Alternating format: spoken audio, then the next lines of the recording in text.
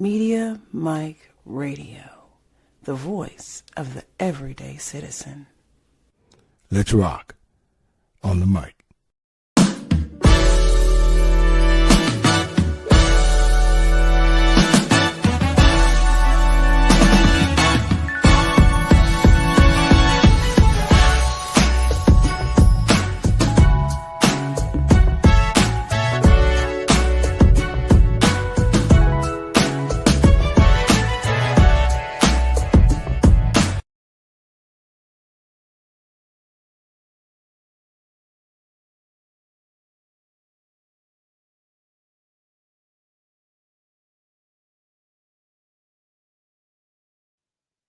What's up, everybody? And you are listening to the best of the Media Mike Radio Show.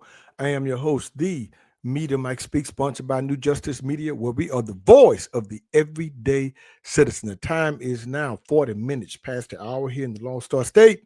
So let's get to this story before it's too late. All right, good people, I'm going live. So some of my subscribers asked me to go live, but I usually do this on the New Justice Media network. And I consider this my higher education channel. So I wanted to talk about some things that was going on in higher education. So I'm going to share my screen. So this is something interesting here. As you know, down here in Texas, we do things different, So I wanted to bring this to your attention. So let me know what you think. I'm going to share my screen. This just came out a couple of days ago, where the Texas legislator is now, I do believe, trying to take control of colleges and universities here in Texas. So I'm going to share my screen here, and I'm going to go through this. And you all let me know what you all think about this, because this is something here that's really interesting. So Dallas Morning News. Just share my screen. Take a look here. Okay. Restricting Texas colleges with more oversight is focus of priority bill. Now, this is Senate bill, if I'm not mistaken, should be 37. Yes, Senate bill 37. So as you see here, it's saying governor-appointed boards would have more authority over hiring and firing university employees, as well as in determining what is taught according to the legislation. Now, that can be quite concerning, as opposed to you talking about what is taught. Now, we're going to go through this because it doesn't address things that I have questions about. So let's take a read. Texas colleges and universities could face more oversight, including over who is hired, what is taught, and how they are following the law under a wide-ranging priority bill filed Thursday. The Senate proposal would give governor-appointed boards of regents more power to overturn decisions made by campus leaders and review curriculum. The bill would also reduce the role of faculty senates and create a new office to investigate concerns at state schools. Now, this bill is introduced by Senator Brandon Crichton. I guess he's a Texas representative. Conroe. Senate Bill 37 is one of Lieutenant Governor Dan Patrick's top 40 priorities. Lieutenant Governor Patrick has long said he wants to roll back the woke left that is rampant on college campuses. So I guess this is deeper. This is deeper than what it's saying. So this is, I guess, an attack on the left. So as I read through it, I found that it's something to do with DEI and the woke left. By reaffirming the authority of the Board of Regents, Senate Bill 37 clearly defines university governance roles with increasing transparency in policies, hiring, curriculum, and financial decisions, Crichton said in a statement. Now, this hasn't passed yet, but it's a bill. It looks like the governor is going to sign this bill. That's what it seems like to me. The lieutenant governor and the governor is all in on this. So they want to, I guess, control a lot of the Texas colleges and universities. With the taxpayer dollars and students' futures at stake, universities must operate with accountability, he added. Others saw the bill as an attack on faculty's role in governance in colleges and universities. The University of Texas at Austin chapter of the American Association of University Professors, aka AAUP, said in a statement, they didn't like this. Shared governance, now let me back up, going too fast for you. Shared governance is one of AAUP's top priorities and central to the protection of academic freedom and the faculty's status as professionals, the statement read. In a statement, the Texas Conference of AAUP said the legislature is attempting to micromanage and overregulate universities that are already thriving, unquote. Yeah. When I first read it, I thought it was somewhat of a good thing, but now as I read through it again, I don't know. It's an attack on DEI and attack on the woke left, and it seems like it's an attack on faculty and administrators and administration. Yeah. So the group noted that Governor Greg Abbott bragged about Texas leading the nation in top research universities on social media Thursday. The state recently significantly expanded the number of schools reaching Tier 1 status. This happens because we have top-notch faculty, AAUP's statement read. Doesn't seem like they care about that. I think this is politically motivated. This is my professional opinion. I think it is. I think that I would say this. I think it's a little bit of payback on those schools who refuse to eliminate DEI or try to change the name on something. I think they found out and they decided to get together and do this. So let me know what y'all think about this, because this is kind of serious for those who are in the higher education realm. Public school has its own battles. They're dealing with something else, but this is affecting all colleges and universities, if my understanding, throughout the state of Texas. Under the bill, governing boards would have expanded authority that includes the ability to overrule decisions made by school administrators. Now, this is where it attacks the administration. The boards would have to send annual reports to the governor, lieutenant governor, speaker of the House, and each state lawmaker on their hiring, curriculum, and other issues. Okay, this is what I'm saying right now. Y'all better get y'all stuff in. Whoever needs to get anything passed, you better get it in quick between now and I guess next year. I don't know, because the legislature meets every odd year. This is the year they're meeting, so this is the odd year. If it does pass and is approved, then it will go into effect next year. So whatever it is people need to do, they better do it, because this seems like this is going to come true. The state's university systems, such as the University of Texas and Texas A&M, have regents who are appointed by the governor. Community college boards, such as Dallas College, tend to have trustees elected by voters. Not anymore, according to this. Regents and college boards would have final say over what's included in core curriculum. Wow. Now, well, let me back up. It says regents and college boards. So would they keep the same community college boards? And they will have a vote on both. The Board of Regents and college boards will get together. Wow.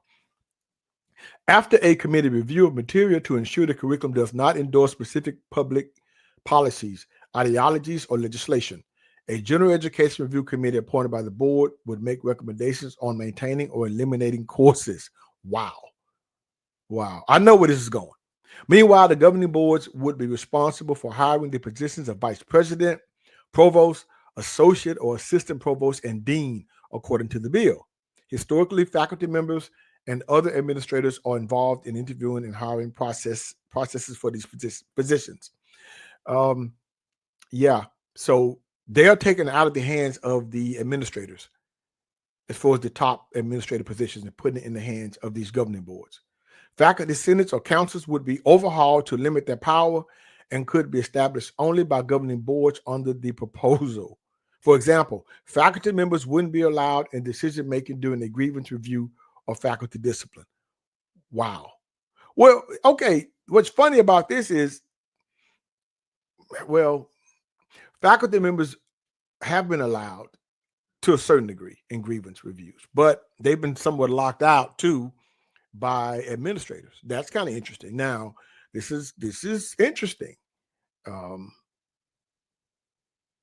Now, who's going to be doing the reviewing here of these grievances?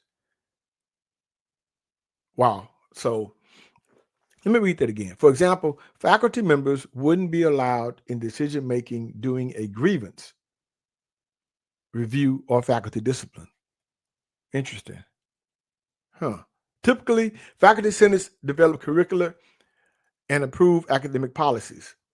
They reflect and express the views of faculty members to university leadership and are a way for faculty to participate in academic governance. Wow. Emerile Rosa Davila, an associate professor of social work and speaker of the Faculty Senate at Texas Women's University, said faculty senates help school leaders address concerns and policies on a campus. Here's the thing. Now, will this be with the core? They're talking about the core because we're going to get to that. How does this affect technical programs here? So that's the interesting part. That's kind of weird. Let's read on. Faculty senates add governance to the governance. Faculty senates add value to the governance of any institution, she said, that requires open communication and a transparent process, she added. For example, faculty senates typically provide feedback on policy changes under consideration. They can also initiate votes of no confidence in university leadership. Only regents can remove a president, but the action allows faculty members to publicly express their concerns. Under the bill, the head of faculty senates or councils would be appointed by the campus president with consent of the governing board. So, being that, okay, we have provosts now, vice provosts, and we have campus presidents who, in my professional opinion, have been reduced to community fundraisers. So they're going to have this power now, I guess, to appoint faculty senates. The head of faculty senates or councils will be appointed by the campus president. So it depends on how good of a relationship you have with your current faculty president. Such senates would have advisory roles only. That's reducing a lot of power. You just advise, but you can't vote or do anything. You can't pass anything. Those serving on them would need to be tenured faculty with 2 representatives from each college or school on campus, one appointed by institution presidents and one elected by peers. So the presidents are going to make this recommendation. Well, we'll see. Now, Sherry Sylvester of the Conservative Texas Public Policy Foundation said faculty senates don't have power in state law. The Constitution empowers the Board of Regents to run our university, Sylvester said. Under Crichton's bill, schools will have to ensure that courses are foundational and fundamental, prepare students for civic and professional life, equip students for the workforce, and do not endorse policies, ideologies, or legislation. Ouch. They really have to be targeting a lot of these universities. It's got to be aimed at it because I don't know about your small colleges and community colleges. I don't know. Because this is a serious blow to academic, higher education, it is. In 2023, Governor Greg Abbott signed into law a ban on programs and offices related to diversity, equity, and inclusion, or DEI, at public colleges and universities. That ban did not stretch into what was taught in courses. Yeah, so I guess he's thinking they're going to be taught in courses. I don't know. During interim hearings this summer, however, Crichton noted that while DEI-related material in classes didn't break the law, it indeed contradicts its spirit. So what they're saying that they're worried that that it's being taught in the schools? I don't know. The new bill would block schools from spending state funds until they submit a report to the legislature showing compliance with state laws. The proposal includes a new Office of Excellence in Higher Education with a director appointed by the governor to investigate concerns that schools aren't complying with state law. Findings could be turned over to the state attorney general, according to the bill. This can go criminal. If findings can be turned over to the state's attorney general, they're talking about a criminal offense. Because why is the attorney general involved? So we're talking a federal offense here. In my opinion. In the months after Texas banned DEI in state colleges and universities, hidden cameras recorded various staff across the schools discussing ways they continue serving students despite the law. There it is. They conducted an undercover investigation and found schools were doing this. That's why they came up with this. As I stated earlier, they found something. Yep. They prompted a letter from Crichton, who authored the DEI ban legislation, to higher education leaders, stressing that they risked losing millions in state funding if they continue diversity, equity, and inclusion efforts. This is a serious blow.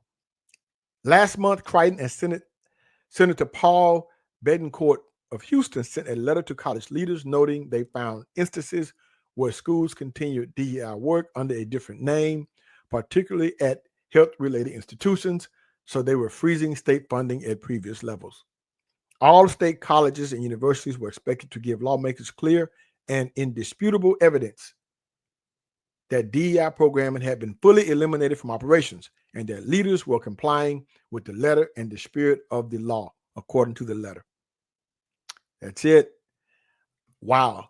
That doesn't seem like that's going to be good. That doesn't seem like that's going to be good at all. It doesn't seem like it. So let me get back here. Where'd everybody go? All right, we're back. Sorry about that. But that doesn't seem like it's going to be good at all. I just wanted to jump on here because I was told to, if I was told, asked, I would say I was asked if I could speak on this. So yeah, higher education, look out. What the future holds, I don't know, people. I don't know. But anyway, let me know what you think about here. Let me know what you think about this. Regarding this, for those of you in Texas, I'm pretty sure it may spread to other states also. So anyway, that's it. It's late, and I will see y'all in the next time.